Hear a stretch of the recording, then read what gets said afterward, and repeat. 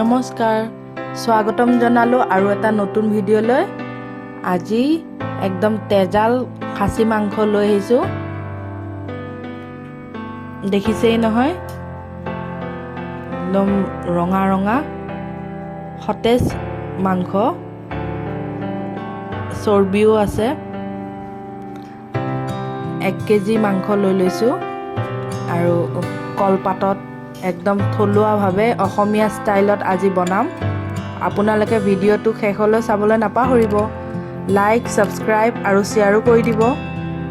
লগতে কমেণ্ট কৰিও জনাব ভিডিঅ'বোৰ চাই কেনেকুৱানো পায়। আহকচোন আমি ইয়াৰ বাবে কেনেদৰেনো কৰোঁ। আগতে খাচীখিনি ভালদৰে ধুই লৈছোঁ। দেখিছেই নহয়, চৰিয়াটোত একদম তেল লাগিয়ে গৈছে ধুওঁতে। ইয়াতে নিমখ দি লৈছোঁ, সোৱাদ অনুসৰি হালধিও দি ল'ম। প্ৰথমে মাংসখিনি মেৰিনেট কৰি ল'ম। মছলা কম মাত্ৰা ব্যৱহাৰ কৰিম আৰু বাকীখিনি তেলত দিম। পিঁয়াজ ডাঙৰ 3টা লৈছোঁ, গোটেইখিনি নিদিওঁ মই, আধা এইখিনি মেৰিনেট কৰি ল'ম। আৰু জিৰা, ধনিয়া, আদা, নহৰু আৰু শুকান জলকীয়া গোটেইখিনি পেষ্ট বনাই লৈছিলোঁ। ইয়াৰো আধা মই মেৰিনেট কৰিম আৰু আধা তেলত দিম। আৰু সৰিয়হ তেল দি দিছোঁ, ডাঙৰ চামুচেৰে 3 চামুচ জোখত। আপোনালোকে সেই হিচাপে দিলে হ'ল। আৰু ভালদৰে গোটেইখিনি মছলাখিনি গোটেইখিনিত লাগি যোৱাকৈ সানি ল'ম।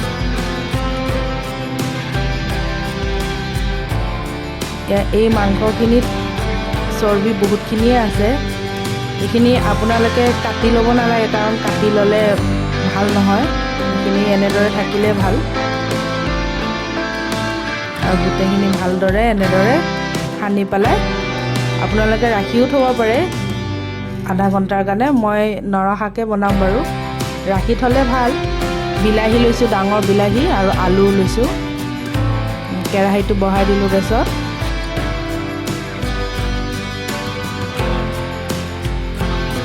গৰম হ'লেই এতিয়া সৰিয়হ তেল দি দিম।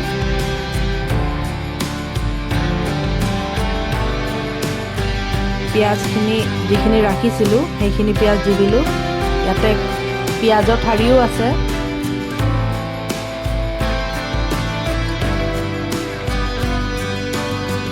একদম খাচী মাংসত বেছি মছলা দিলেও ভাল নালাগে, যিহেতু খাচী মাংসৰ এটা নিজৰে এটা টেষ্ট থাকে।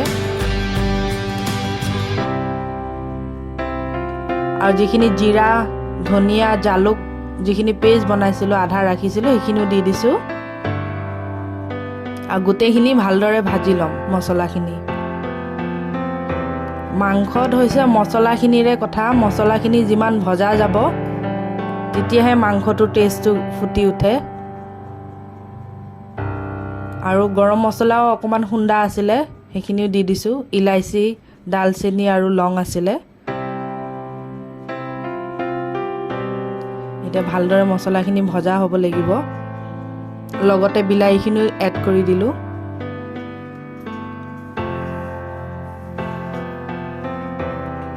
আপোনালোকে বিলাহীৰ জেগাত দৈও ব্যৱহাৰ কৰিব পাৰে। দৈ দিলেও বেয়া নালাগে, ভাল লাগে। কিন্তু আজি যিহেতু মোৰ ঘৰত দৈ নাছিলে, সেইবাবে মই বিলাহীয়ে দিলোঁ। আৰু যিটো মছলা পেষ্ট কৰা বাতিটো, তাতেই মই পানী অলপ লৈ পেলাই দি দিছোঁ, যাতে মছলাখিনি জ্বলি নাযায় সেইবাবে।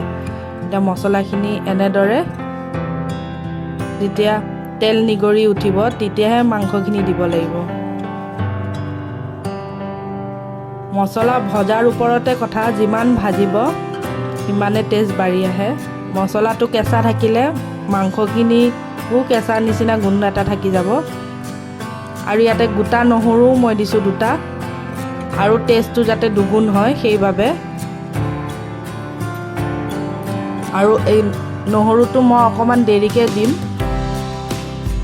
সোনকালে দিলে যিহেতু নহৰুখিনি গলি যাব, সেইবাবে এইটো হোৱাৰ 10 মিনিটমান আগত দিলেও হ'ব। এতিয়া মাংসখিনি দি ভালদৰে ভাজি ল'ম। আৰু যেতিয়া নহৰুখিনি আপোনালোকে খাব তেতিয়া চাবচোন টেষ্ট কেনেকুৱা হয়।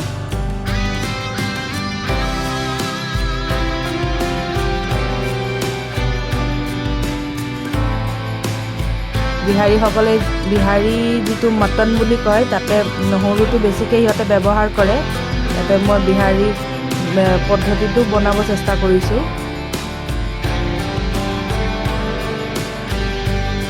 এনেদৰে মই 5 মিনিটৰ কাৰণে ঢাকন দি থৈ দিম। দেখিছেই নহয়, ইয়াৰ পৰাই পানী ওলাইছে আৰু লগতে তেলো ওলাইছে। মই এই মাংসটো বিহাৰী আৰু অসমীয়াৰ ফিউজন দিব বিচাৰিছোঁ। এনেদৰে আপোনালোকেও ঘৰত বনাই চাবচোন। সকলোৱেতো বনাই খায়েই, যিসকলে বনাব নাজানে সেইসকলৰ কাৰণে সুবিধা হ'ব মোৰ ভিডিঅ'টো চাই। আৰু এনেদৰে অসমীয়া ষ্টাইলত বনালেও 2টা নহৰু দি পেলাই আপোনালোকে খাই চাবচোন,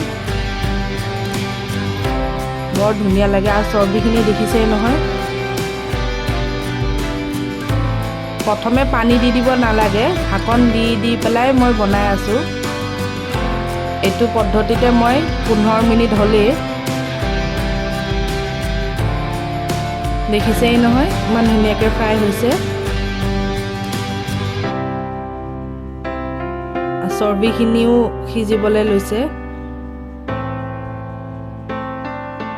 মাংসৰ পিচকেইটাও মই ডাঙৰকৈ কটোৱাই আনিছিলোঁ।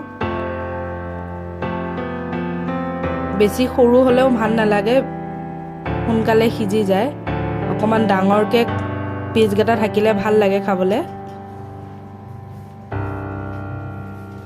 এতিয়া ডাঙৰকৈ কাটি লোৱা আলুকেইটাও দি দিলোঁ। 3-4টামান হ'ব আৰু। মাংসত আলু নিদিলে মাংস আধৰুৱা যেন লাগে মোৰ। আৰু এটা কেৰাহীটোত মই পানী গৰম হ'ব দিছিলোঁ। এইটো কেৰাহী অৱশ্যে সৰু হৈ গ'ল, সেইবাবে মই ডাঙৰ কেৰাহী এটাত ঢালি ল'লোঁ ভাজিব সুবিধাৰ বাবে।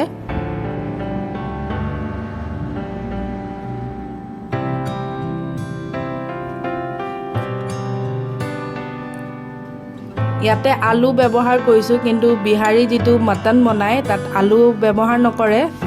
কিন্তু মই মাংসত আলু বৰ ভাল পাওঁ। আপোনালোকে বাৰু ভাল পায়নে নেপায়? আৰু এইখিনি মায়ে বনাই আছে। আৰু দেখিছে নহয়, ইয়াতে মই যিকেইটা নহৰু লৈছিলোঁ সেইকেইটা দি দিছোঁ। কাৰণ মই এইটো পদ্ধতিত আধা ঘণ্টামান হ'লেই বনাই থকা, সেইবাবে পানী দি দিছোঁতো, সেইকাৰণে নহৰুখিনিও দি দিছোঁ। আৰু এনেদৰে 15 মিনিট উতলিবলৈ দি আছোঁ। এইটো ৰেচিপি মা আৰু মই দুইজনীয়ে একেলগে বনাইছোঁ। আৰু ভিডিঅ'বোৰো আমি দুজনীয়ে মিলি পেলাই বনাওঁ। ইয়াতে মই কেঁচা জলকীয়া ৰাখি থোৱা যিকেইটা আছিলে মায়ে দি দিলে। কেঁচা জলকীয়াকেইটা শেষত দিলে খাবলৈ বৰ টেষ্ট লাগে। আপোনালোকেও যদি এনেদৰে বনাই চোৱা নাই, এবাৰ বনাই চাব, বহুত টেষ্ট লাগে। আৰু মোক কমেণ্ট বক্সত জনাবলৈও নাপাহৰিব। আৰু ভিডিঅ'বোৰ চাই যাব, আমাক সঁহাৰি জনাই যাব।